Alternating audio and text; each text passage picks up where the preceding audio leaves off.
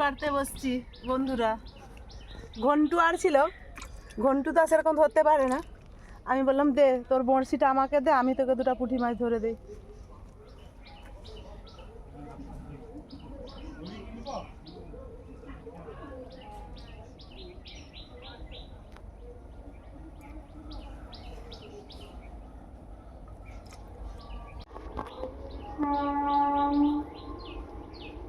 বাতাস দিচ্ছে তো।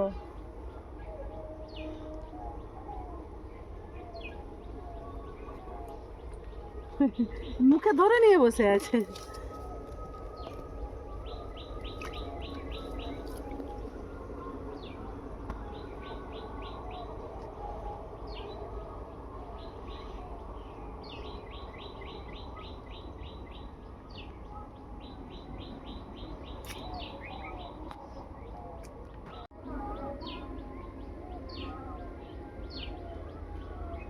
মাছগুলো ভীষণ চালাক।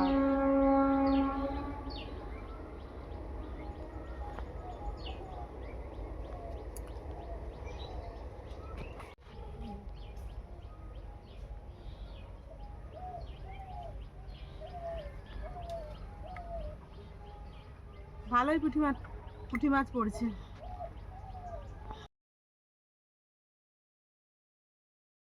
নমস্কার বন্ধুরা, কেমন আছেন? আশা করি সবাই ভালো আছেন। আপনারা তো দেখলেন আমি দুপুর নয় 3:30টার দিকে আমি ছিপ দিয়ে মাছ ধরছিলাম ঘন্টুর কাছ থেকে ছিপটা নিয়ে। তারপরে মা বারবার ফোন করছে, কারণ আমার বাবার বাড়ির ওখানে আজকে শীতলা পূজা, আজকে বড় পূজা মঙ্গলবার, তাই ওখানে ক্ষীরভোগ দেওয়া হয়। মা বারবার ফোন করছে আয় না, একটু প্রসাদ নিয়ে যাবি আর প্রসাদ খেয়ে যাবি। আমি বললাম যে যাব না, আমি একবারে বুধবার যাব।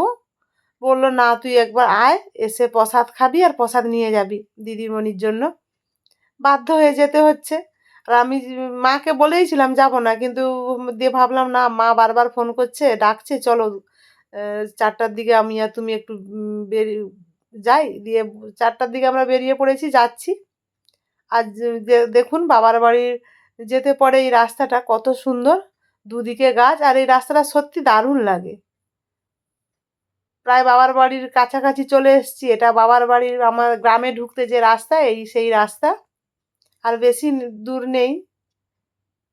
আর ওই আমাদের বাবার বাড়ির এই শীতলা পূজাটা অনেক বড় করে হয়, 4-5 দিন ধরে প্রোগ্রাম হয়।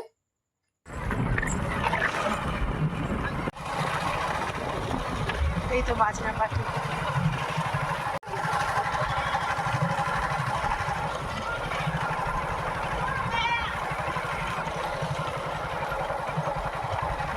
প্যান্ডেল হচ্ছে।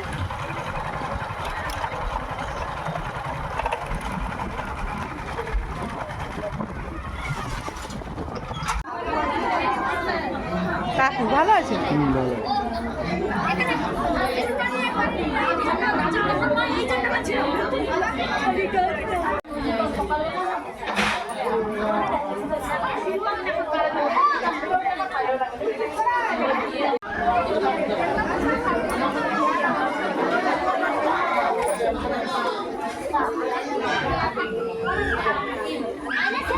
কি গো কাকি ভালো আছো?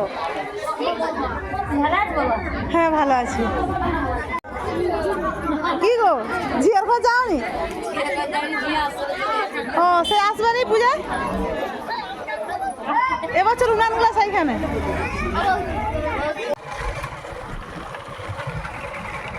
কি গো ভালো আছো? সবাই পুষ্পাঞ্জলি দিতে যাচ্ছে।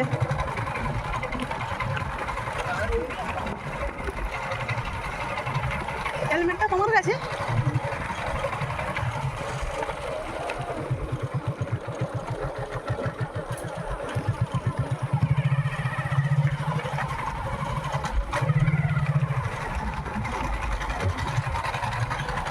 কেউ জানেনি যে আমি যাচ্ছি, বাবা মা অবাক হয়ে যাবে, এখনো তো বলিনি।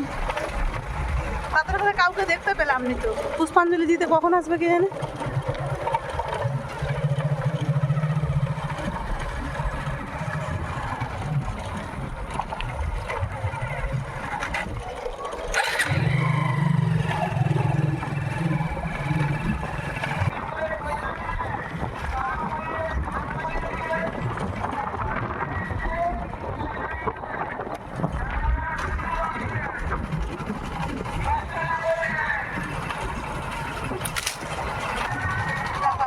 কি গো দাদু, ভালো আছো? হ্যাঁ, বৌদি যাচ্ছে পুষ্পাঞ্জলি দিতে যাবো তো, সবাই চলে আসছে, তুমি মানে একাই বাকি আছে। চলে যাও চলে যাও। মনিকা দিবে নি বৌদি? মনিকা ও বাপের ঘরে চলে এসছি। এই পুষ্পাঞ্জলি দিতে যাচ্ছে, পুষ্পাঞ্জলি দেওয়া হয়ে গেলে ভোগ হাঁড়ি বেরাবে, তারপরে হ্যাঁ। বাবা কি হাট গেছে মা? বাবা হাট গিয়েছিল, বাজার করে নিয়ে এসছে। আর বৌদি সারাদিন তো খায়নি এখনো কিছু, পুষ্পাঞ্জলি দিয়ে এসে খাবে। তাই ভাবলাম মা চলো সবজি যখন বাবা নিয়ে এসছে আমি সবজিগুলো কেটে দেই। বৌদি এসে আর একা কত কি করবে, সারাদিন আবার না খেয়ে আছে, যতটা পারি এগিয়ে দিয়ে যায়। তাই সবজি কাটতে বসে গেছি। বাবা বসছে পাশে আর আমার দাদার মেয়ে, সব গল্প করছি। এক হাঁড়ি প্রসাদ আমাকে এক টিফিন কৌটা ভরে দিয়েছে। আর এই যে ফল, আমি প্রসাদ নিয়ে বেরিয়ে পড়েছি। মা বড় টিফিন কৌটা, এক টিফিন কৌটা প্রসাদ দিয়েছে। বৌদি তুমি আগে কিছু খেয়ে এলো, শুধু তো ছেঁচড়াটা রান্না করলেই হয়ে যাবে। আমি ডাল আর ভাতটা করে দিয়েছি। কে? আমি না, ফল সকালে কাটা বলি। এত বড় টিফিন কৌটার এক টিফিন কৌটা প্রসাদ মানে বুঝতে পারছো তো। ওরা ভাই বোন খাও না, পাশের দুঘরকে দিব। কেউ বলবে না না, কেউ ফল কাটা ফল কেউ খেতে চায়নি, সকালের কাটা ফল না। এবারে বেরিয়ে যাব, অনেকটাই সন্ধ্যা হয়ে গেছে, 7:30 বেজে গেছে। প্রসাদ এই হ্যাঁ 7টায় প্রসাদ বেরাইছে। আজকে কতগুলো হাঁড়ি পড়ছিল? 100 হয়ে যাবে, 130 বললো। হ্যাঁ চলো প্রসাদ এটা ব্যাগে ভরো। এসে জামাইবাবু প্রসাদ খেয়ে নিয়ে দিয়ে ঢেকুর টেকে তুলে ফেললো। হ্যাঁ আমারও প্রসাদের ঢেকুর উঠে গেল। হ্যাঁ তার দিদি মারা গেছে, তার ছোটদি মারা গেছে হঠাৎ করে, জানো প্রচুর মন টন খারাপ সুনীলদার। হ্যাঁ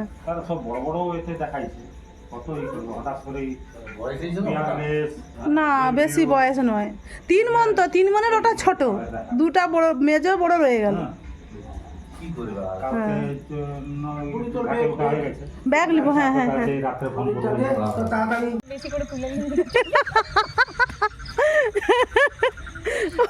এই বৃহস্পতিবার দিন সবাই না থাকলে আনন্দ হবে নি বল, সবাই থাকবো। তোমরা সাবধানে থাকো। এখন অনেকটাই 7:30 পুরো বাজে, বেরিয়ে যাচ্ছি প্রসাদ নিয়ে। আরে আসতাম না, বাবা মা বারবার ফোন করছে, বলছে আমরা আমাদের রাস্তা মাঝে মাঝে দক্ষিণ গেটে ওখান পর্যন্ত দিতে যাবো, জামাইকে পাঠিয়ে দিই। আমি বললাম বাবা মা এমন আরম্ভ করছে, রাত থেকে চলো। প্রত্যেক বছরই আমি আসি এরকম প্রসাদ নিয়ে যাই বড় পূজার দিন। আর এদের এখানে প্রচুর মানে ক্ষীরভোগ হাঁড়ি পড়ে তো, 120-30টা করে রান্না, 11টা উনান ভাড়া হয়, সময় লাগে ক্ষীরভোগ বেরাতে। 7টায় ক্ষীরভোগ বেরিয়েছে। এই যে এখন বাড়ি যাচ্ছি। আগে আমার বাবার বাড়িটা ওই গ্রামের ভিতরেই ছিল, এখন গ্রাম থেকে বেরিয়ে এসে, তখন সেখানে জায়গা কম ছিল, সেই এখানে জায়গা ছিল। প্রায় 25-30 বছর হয়ে গেল এইখানে আছে।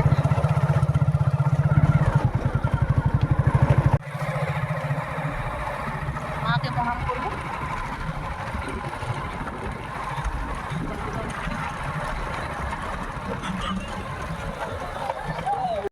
মায়ের কাছে এসে একটু দাঁড়ালাম, মাকে একটু প্রণাম করব। এখন শীতলা মঙ্গল গান হবে।